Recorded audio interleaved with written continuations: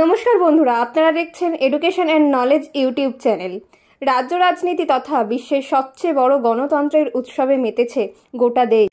আর এই উৎসব আগামী 5 বছরের জন্য ভারতবর্ষের শাসনভার কার হাতে থাকবে সেটা ঠিক করবে। 7 দফার এই ভোটে বাংলায় কাদের পাল্লা ভারী, এই নিয়েই শুধু বাংলার মানুষ নন, বরং সারা ভারতবাসী চরম কৌতূহলী। রাজ্যের বর্তমান প্রধান দুই রাজনৈতিক দল তৃণমূল কংগ্রেস এবং বিজেপি, এদের মধ্যে কে এগিয়ে রয়েছে সেই বিষয়ে সমীকরণ করতে নেমে পড়েছে ইতিমধ্যেই সমস্ত রাজনৈতিক দল তথা সংবাদ মাধ্যম। এর মধ্যেই আইপ্যাকের কর্ণধার প্রশান্ত কিশোর তথা পিকে বাংলার ভোট বৈতরণী নিয়ে কি বলছেন জেনে নেওয়া যাক এবারে। এই কথা সকলেরই জানা যে পিকে দেশের মধ্যে অন্যতম ভোট কুশলী হিসাবে পরিচিত।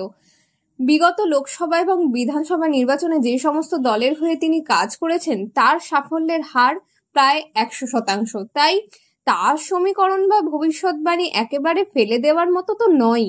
তাই বাংলার নির্বাচন নিয়ে একাধিক সংবাদ মাধ্যম কি বলেছেন একবার জেনে নেওয়া যাক। গত সপ্তাহে সর্বভারতীয় এক সংবাদ মাধ্যম সংস্থার মুখোমুখি হয়েছিলেন প্রশান্ত কিশোর লোকসভা ভোটে বিভিন্ন রাজ্যের ফলাফল কেমন হতে পারে তাই নিয়েই ভবিষ্যৎবাণী শুনিয়েছিলেন সেই দিন। তাতেই উঠে এসেছে পশ্চিমবঙ্গের প্রসঙ্গ। এই পরিস্থিতিকে সামনে রেখে লোকসভা ভোটে বাংলার ফলাফল নিয়ে বলতে গিয়ে প্রশান্ত কিশোর জানিয়েছেন বাংলার জন্য তিনি সেভাবে কোনো ভবিষ্যৎবাণী এখনই করতে চান না, কিন্তু এটা বলা যেতেই পারে বাংলায় বিজেপি এবার তৃণমূলের চেয়েও কিন্তু ভালো ফলাফল করবে, এমনকি যে কোনো চমকপ্রদ ফলই হতে পারে এবারে। তার মনে হচ্ছে বিজেপি এবার হয়তো বাংলায় 1 নম্বর হবে। ইতিমধ্যেই ওড়িশা এবং তেলেঙ্গানার ফলাফল নিয়েও ভবিষ্যৎবাণী করে ফেলেছেন পিকে।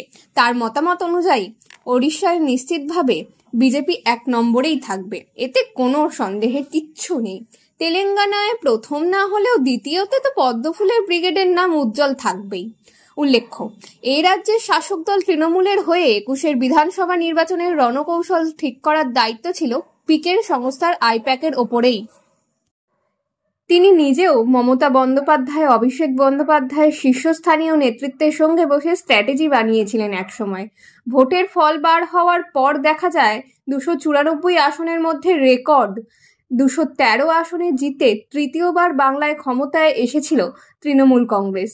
এখন অবশ্য তৃণমূল আর পিকের সেই সম্পর্ক আনুষ্ঠানিকভাবে আর নেই।